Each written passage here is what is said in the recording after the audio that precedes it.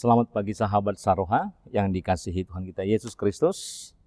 Sebelum kita membacakan firman Tuhan yang menjadi renungan untuk pagi hari ini, kita terlebih dahulu berdoa. Kita berdoa, kasih karunia bagimu dan damai sejahtera yang dari Allah Bapa di dalam Kristus Yesus Tuhan kita. Amin. Sahabat Saroha yang dikasihi Tuhan kita Yesus Kristus, sebelum saya bacakan firman Tuhan, tentu kami akan mengucapkan selamat ulang tahun kepada saudara-saudari kami yang berulang tahun untuk 1 minggu ini. Kiranya Tuhan senantiasa memberikan kesehatan dan panjang umur bagi saudara-saudari sekalian. Demikian juga buat saudara-saudari kami yang masih dalam keadaan sakit hingga hari ini, baik yang dirawat di rumah dan juga yang dirawat di rumah sakit. Kami senantiasa berdoa kiranya Tuhan semakin memulihkan keadaan saudara dan memberkati setiap proses pengobatan yang sedang dijalani hingga hari ini. Tuhan Yesus memberkati.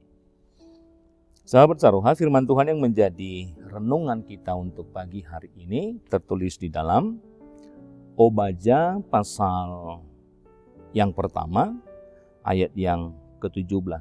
Demikian firman Tuhan. Tetapi di Gunung Sion akan ada orang-orang yang terluput, dan gunung itu akan menjadi tempat kudus, dan kaum keturunan Yakub akan memiliki pula tanah miliknya. Demikian firman Tuhan. Sahabat Saroha yang dikasihi Tuhan kita Yesus Kristus, ketika badai kehidupan melanda, seringkali kita merasa seperti kehilangan segalanya. Entah itu kedamaian atau sukacita, dan juga tentang pandangan kita akan masa depan. Atau bahkan kita merasa bahwa harga diri kita juga seperti kita kehilangan hal itu. Tentu berada di titik terendah membuat kita kadang bertanya-tanya, apakah masih ada harapan untuk bangkit kembali? Tentu di tengah-tengah kehancuran atau di tengah-tengah situasi itu, keputusasaan itulah yang sering sekali menyelimuti kehidupan kita. Tetapi pagi hari ini, firman Tuhan dalam Obaja pasal yang pertama ayat yang ke-17 ini datang mengingatkan kita sebagai sebuah jangkar yang tentunya kuat di tengah-tengah kehidupan kita.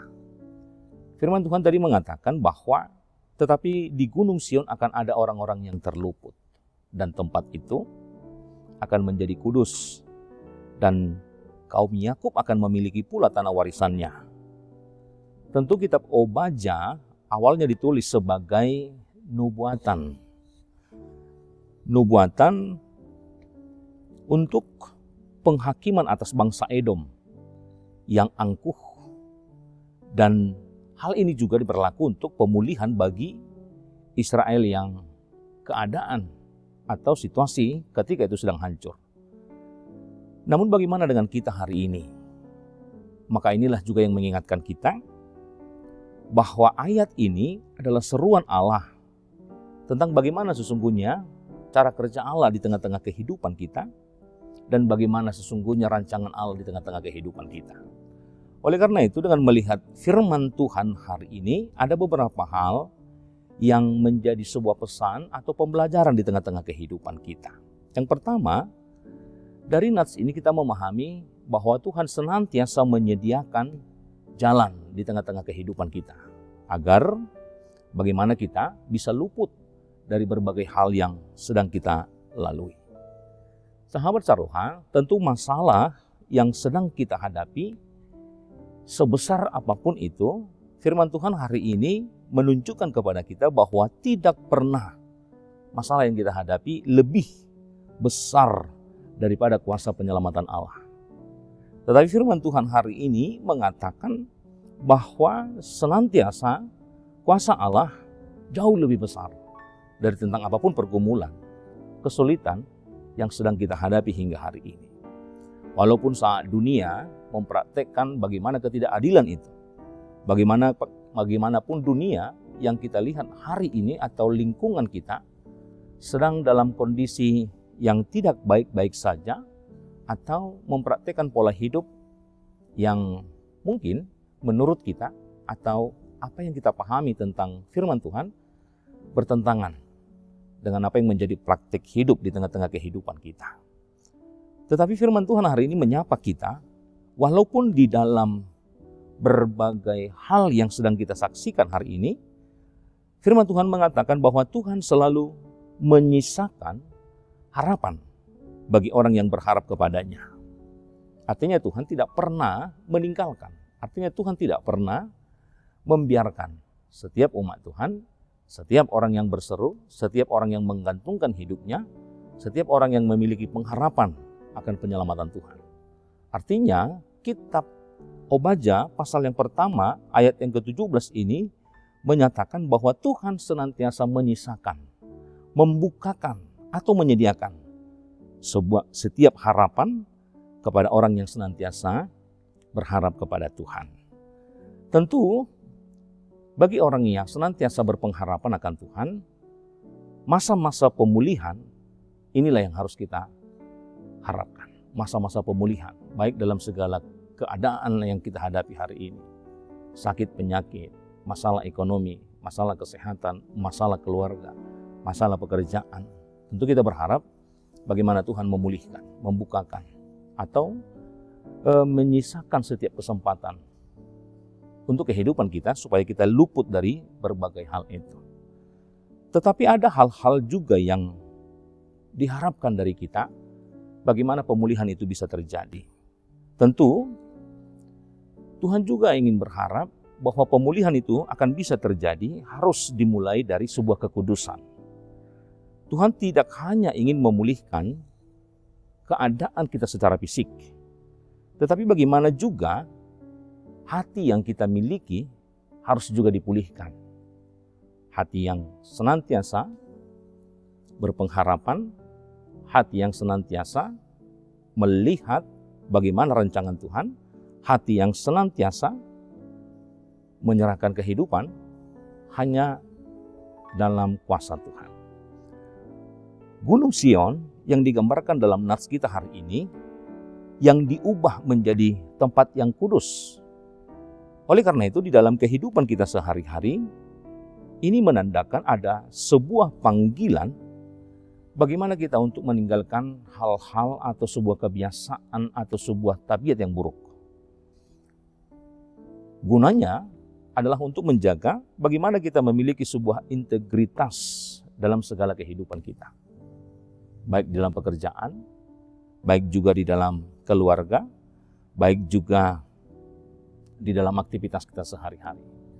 Tentu itu bertujuan untuk bagaimana keinginan atau niat hati kita tetap memiliki sebuah motivasi bahwa apapun yang kita hadapi, apapun yang kita pergumulkan, bahwa ketika hati kita sepenuhnya hanya untuk Tuhan, maka disinilah kita mau memotivasi diri kita bahwa kuasa Tuhan bisa menyelamatkan, melepaskan, dan meluputkan kehidupan kita.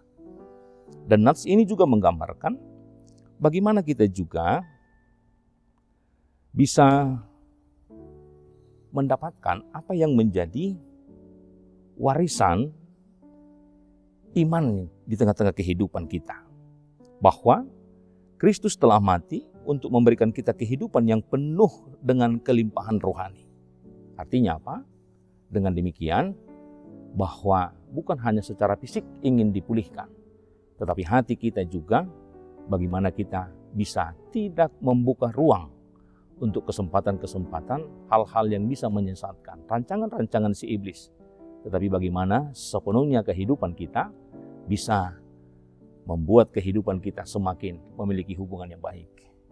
Hubungan yang baik tentunya hanya kepada Tuhan yang memiliki kuasa yang jauh lebih besar dari setiap pergumulan-pergumulan kehidupan kita. Bapak Ibu, sahabat Saroha yang dikasihi Tuhan kita Yesus Kristus. Tentu ayat ini menginginkan kepada kita, ketika ayat ini mengingatkan kita bahwa perubahan dari Gunung Sion, akan ada orang-orang yang terluput, dan tentunya gunung itu juga akan menjadi tempat yang kudus. Ini juga menggambarkan bagaimana kehidupan kita menjadi ruang maha kudus yang daripada kehendak Allah. Bagaimana juga segala kehidupan kita bisa menjadi tempat sepenuhnya firman Tuhan, atau bagaimana Allah sesungguhnya hidup di tengah-tengah kehidupan kita. Oleh karena itu kita diingatkan bagaimana kebiasaan-kebiasaan buruk itu bisa menjauh dari kehidupan kita. Bagaimana juga kebiasaan-kebiasaan yang tentunya bertentangan dengan kehendak Tuhan bisa menjauh sepenuhnya dari kehidupan kita. Tetapi bagaimana kehidupan kita sepenuhnya adalah kehidupan yang tentunya berdasarkan kehendak Allah. Oleh karena itu, sahabat Saroha yang dikasihi, firman Tuhan hari ini, firman Tuhan yang menjadi renungan kita, mengingatkan dan mengajarkan kita.